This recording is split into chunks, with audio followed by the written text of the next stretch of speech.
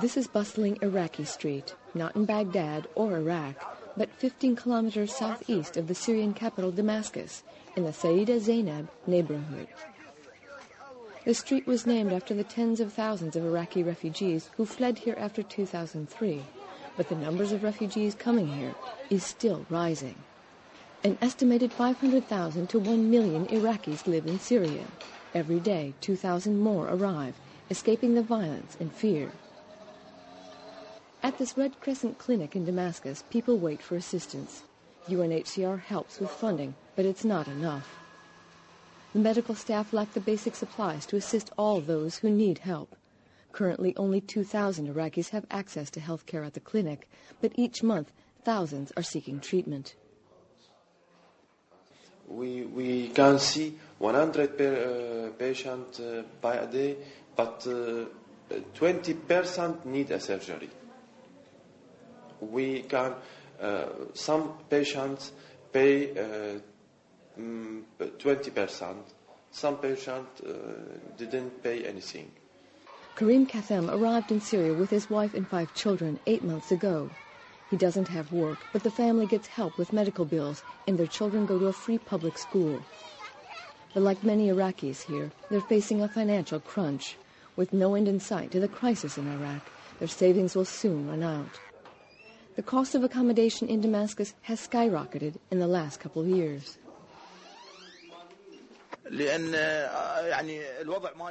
Life is difficult here.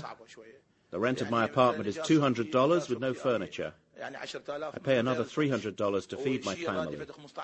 It's barely enough to sustain the family, but I try to manage. I receive some minimal support from Iraq.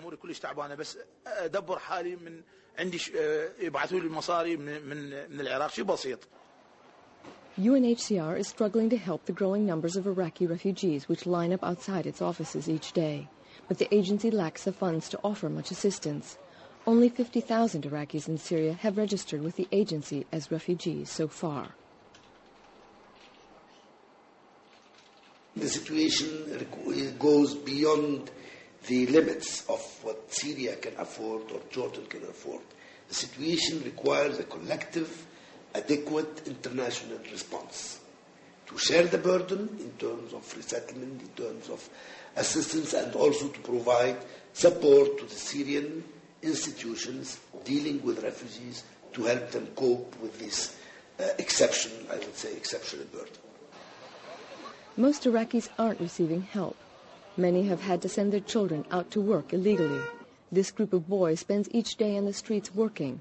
Unable to afford to go to school, they sell cigarettes or do odd jobs to help their families make ends meet.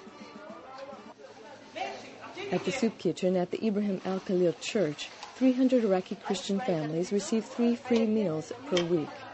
The church also has trouble meeting their needs.